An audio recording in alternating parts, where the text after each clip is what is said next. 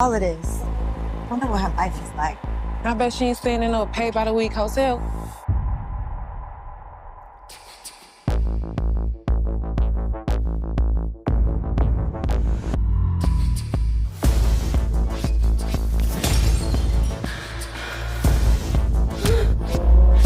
Beautiful and deadly. Beauty and black, baby. All right, Tyler Perry fans. Well, he's done it again. I mean, Tyler Perry, let me just say, October is going to be an extremely busy month for Tyler Perry fans in terms of we're going to look. Thanksgiving isn't until November, but we're all going to be eating well in October because so far, what is it? Zatima season 3 begins October 3rd. Sister season 8 begins October 16th. Now we just learned that on Netflix now, not BET Plus, not Prime Video, not BET, Netflix, Tyler Perry's first series on a streaming platform outside of Viacom will be coming in the form of Beauty in Black. I remember covering this show information a long time ago when Actors Access had a list of all the different characters and the synopsis for the series. And as time went on, we learned about the various actors portraying, the characters in the show. For example, Richard Lawson is Norman.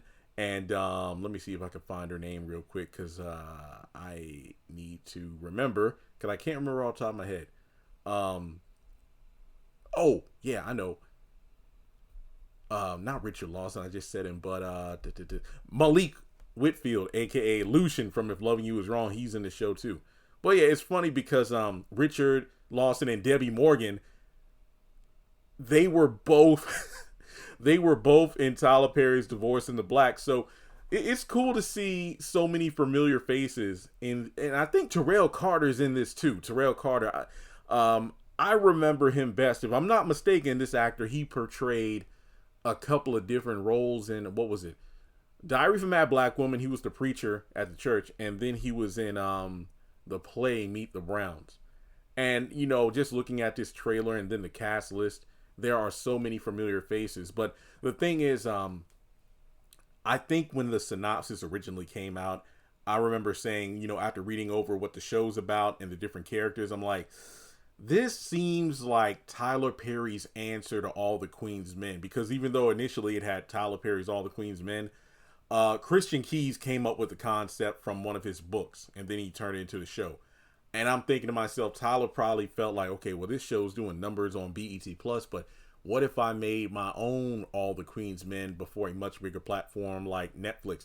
I'm not saying that's what's happening. Don't get me wrong, but it wouldn't surprise me because, hey, Stan Lee said it himself when it came to creating superheroes back in the day. Well, there's only so many times people can fall into a vat of radioactive chemicals or be bit by radioactive creatures. So, once something worked, people kept doing it until it became played out. So then, we worked on the X-Men when it came to characters just being born with these powers. So, yeah, I feel like the same thing applies here. If it ain't broke, don't fix it. And if All the Queen's Men is doing as well as it is on BET Plus, imagine how it's going to do, a similar show will do on a platform like Netflix. Now, we're 3 minutes in, and I haven't really talked about the trailer itself. And that's because, the trailer, aside from showing us all these fun... Look, I tweeted this out, and I stand by it. Talk about the quality of a Tyler Perry show all you want to, the writing, the this, and, all that other stuff. One thing Tyler Perry Studios is going to do is cast some fine-ass black women in their projects, like good googly moogly. All right, so the stars of the show, I believe, are Taylor Williams, who portrays Kimmy, and Crystal Stewart, who portrays Mallory. Oh, yeah. Oh, no wonder she looked familiar. She was in For Better or Worse. Yeah, I kind of knew. I'm like, those eyes look familiar. Okay, well, essentially, the show drops October 24th, and I believe, since it's a streaming platform, they're going to dump all the episodes at once. Season 1 is 16 episodes long, so we'll get 8 episodes October 24th. We'll probably get the other half early 2025, maybe early 2025. And they're hour-long episodes, so we're looking at, then again, since there are no commercials, I'm going to go out on a limb here and say these episodes are probably 40-ish minutes, give or take. All right, so the synopsis is this. While Kimmy is struggling to make a living after her mom kicked her out, Mallory is running a successful business, and the two find themselves entangled in each other's lives. Now, if you look at the trailer, you have, Mallory, who's on stage, giving a demonstration, I believe at like a beauty summit kind of thing about her products and whatnot. And, she lives in a big house, has chauffeurs, this, that, and the third.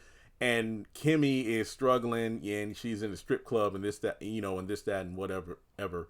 And we have a friend who's like, girl, I wonder what her life is like. Yeah, I bet she's not living in pay by the week motels. So essentially, it's one of those situations where you got the prince and the pauper. Well, in this case, it's the princess and the pauper, even though I don't think there's a female variation of pauper, whatever.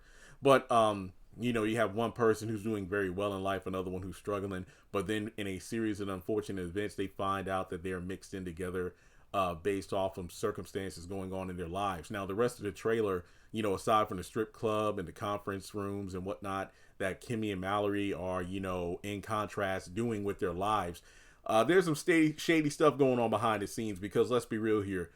More often than not all the time, but more often than not in situations that involve a lot of money, especially if a person is successful, that doesn't always mean that money's clean. There's some shady stuff going on behind the scenes, and with Mallory being a dancer, it wouldn't surprise me if she gets mixed up with the wrong client, if you will, and then that leads to her and Mallory interacting. So, if you want more in-depth information about the various characters, I did a video long ago. Just go to my channel, like the homepage for Our Kind of Entertainment, go on the search option and type in Beauty in Black, and then all my Beauty in Black content will pop up. Now, with that being said, will I review the show? I'm iffy on that because you all know how I feel about shows that are, a bit too graphic. And given that this is a show including a strip club and it's on Netflix and it's a Tyler Perry show, we'll see. But then again, this also reminds me of Kingdom Business. Yeah, it's almost like Tyler Perry took Kingdom Business, All the Queen's Men, and merged them together. Yeah, that's what I think. Okay, well, with that being said, that's all I have. But I hope that you all enjoyed this video. And if there's more information that comes out about the show, I'll be sure to do a follow-up. I haven't seen TV Line or Deadline do any articles. I mean, the trailer literally just dropped 22 minutes before I started recording this. So, yeah, that's really all I have. Check out all the videos, because like I said earlier, October is a big month. Not all the Queens, man. Beauty in the Black, Sisters, and Zatima. And even though it hasn't been officially announced yet, by the time I'm recording this video at 12:04 p.m. September 12th, I would not be surprised if The Oval gets announced to be returning for season 6 on October 15th. So, like and subscribe, and I will catch you in the next video.